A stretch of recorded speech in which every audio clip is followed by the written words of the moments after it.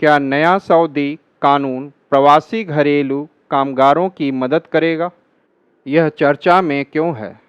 Saudi अरब प्रवासी घरेलू कामगारों (MDW) का एक प्रमुख वैश्विक नियोक्ता है, जो एक नया घरेलू कामगार कानून लागू करने जा रहा है। 6 GCC राज्य सऊदी अरब, UAE, कतर, कुवैत, ओमान और बहरीन सामूहिक रूप से लगभग 5.5 मिलियन MDW को रोजगार देते हैं। हालांकि सभी 6 देशों में MDW को अपने सामान्य श्रम कानूनों से बाहर रखा है, जिनमें से केवल 4 ने ही घरेलू कामगारों के लिए विशिष्ट कानून बनाए हैं। सऊदी अरब में प्रवासी श्रमिकों का अवलोकन। 2024 की पहली तिमाही तक सऊदी अरब में 3.91 मिलियन प्रवासी घरेलू कामगार MDW हैं, जिनमें 27.32 लाख पुरुष और 11.81 लाख महिलाएं शामिल हैं, जो कुल कार्यबल का 25% है। श्रम कानूनों से MDW को बाहर रखने से सुरक्षा में महत्वपूर्ण अंतराल पैदा हो जाता है, क्योंकि श्रम निरीक्षण और मजदूरी संरक्षण प्रणाली WPS जैसे महत्वपूर्ण निगरानी तंत्र इस क्षेत्र पर लागू नहीं होते हैं। ये कमजोरियां कफाला प्रणाली के कारण और भी अधिक बढ़ जाती हैं, जहां नियोक्ता बद्ध वीजा व्यवस्था निम्न आय वाले प्रवासी श्रमिकों को उनके प्रायोजकों की दया पर छोड़ देती हैं, जिससे आव्रजन नियंत्रण का काम प्रभावी रूप से व्यक्तियों को सौंप दिया जाता है।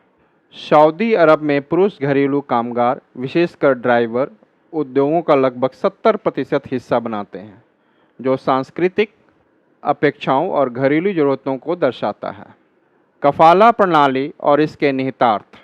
कफाला प्रणाली श्रम कानूनों से बहिष्कार के साथ मिलकर नियोक्ताओं को MDW पर पूर्ण नियंत्रण प्रदान करती है, जिसके कारण प्रायः बंधुआ मजदूर की स्थिति पैदा होती है।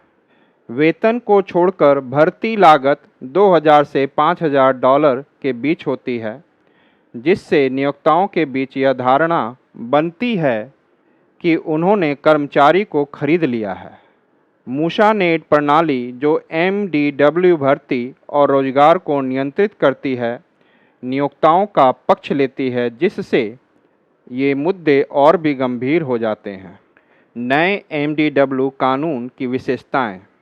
प्रतिदिन अधिकतम 10 कार्य घंटे, साप्ताहिक अवकाश के दिन, पहचान दस्तावेज जब्त करने पर प्रतिबंध, संचार के लिए श्रमिकों के अधिकार, बिना अधिकार खोए अनुबंध समाप्ति की शर्तें, अनुचित बर्खास्तगी के लिए मुआवजा, प्रतिवर्ष 1 माह का सवेतन अवकाश, नियोक्ता द्वारा भुगतान किया गया वार्षिक घर वापसी टिकट। इसके अतिरिक्त सऊदी ने नए MDW अनुबंधों पर अनिवार्य बीमा लागू किया है और जुलाई 2024 से MDW को WPS में शामिल किया है तथा 2025 के अंत तक सभी मौजूदा MDW को कवर करने की योजना है। नए कानून के संबंध में चिंताएं। प्रवासी श्रमिकों के लिए सुरक्षा लागू करने में सऊदी अरब का रिकॉर्ड खराब है। यहाँ व्यापक रूप से मजदूरी की चोरी और श्रम शोषण होता है। महिला MDW असुरक्षित बनी हुई हैं, विशेष रूप से इस जोखिम के कारण कि यदि वे बिना अनुमति के अपने नियोक्ता के घर से बाहर जाती हैं तो उन्हें फरार घोषित कर दिया जाएगा। फरार होने की व्यवस्था में सुधार के बावजूद दुर्व्यवहार करने वाले नियोक्ताओं द्वारा कानून का अभी भी हथियार के रूप में प्रयोग किया जा सकता है। सीमित श्रम निरीक्षण, संचार बाधाएं और भाषा संबंधी समस्याएं सुधार प्रभावों के आकलन और श्रमिकों द्वारा उल्लंघनों की रिपोर्टिंग दोनों में बाधा डालती है। भारतीय MDW की स्थिति।